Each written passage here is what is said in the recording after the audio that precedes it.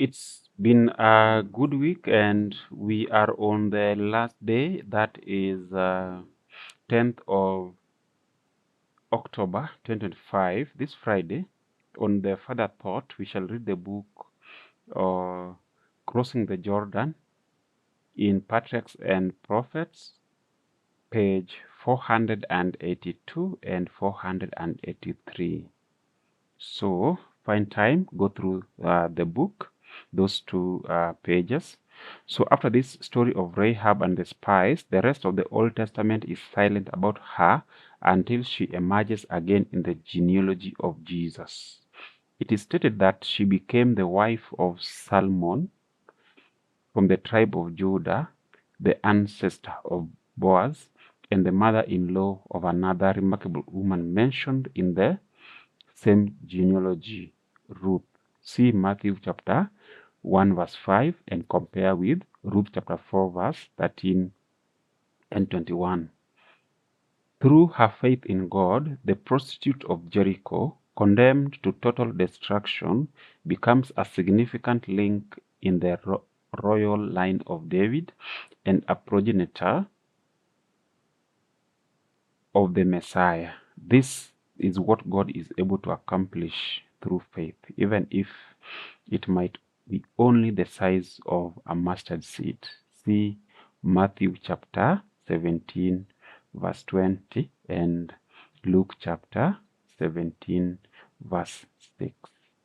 And I quote, "And her, Rahab's conversion was not an isolated case of God's mercy towards idolaters who acknowledge his divine authority. In the midst of the land, a numerous people, the Gibeonites, renounced their heathenism, heathenism and united with Israel, sharing the blessing of the covenant. No distinction on account of nationality, race, or caste is recognized by God. He is the maker of all mankind. All men are of one family by creation, and all are one through redemption. Christ came to demolish every wall of partition, to throw open every compartment of the temple courts, that every soul may have free access to God. His love is so broad, so deep, so full, that it penetrates everywhere. It lifts out Satan's influences, those who have been deluded by his deceptions, and places them within reach of the throne of God. The throne encircled by the rainbow of promise. In Christ, there is neither Jew nor Greek, bond nor free.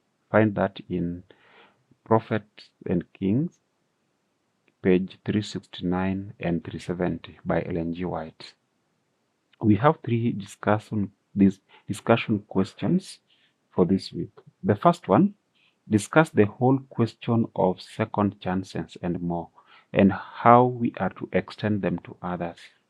At the same time, how can we also be careful not to abuse this concept? Think, for example, about a woman in an abusive relationship in which she is counseled to keep going back. That's grace. Only in some cases for the abuse only to continue. How do we find the right balance here? Question 2. Discuss Rahab as a model of faith. How can we appreciate the openness of people to God even if their lifestyle is far from the biblical ideal? How is it possible to appreciate their faith while not condoning some of their practices?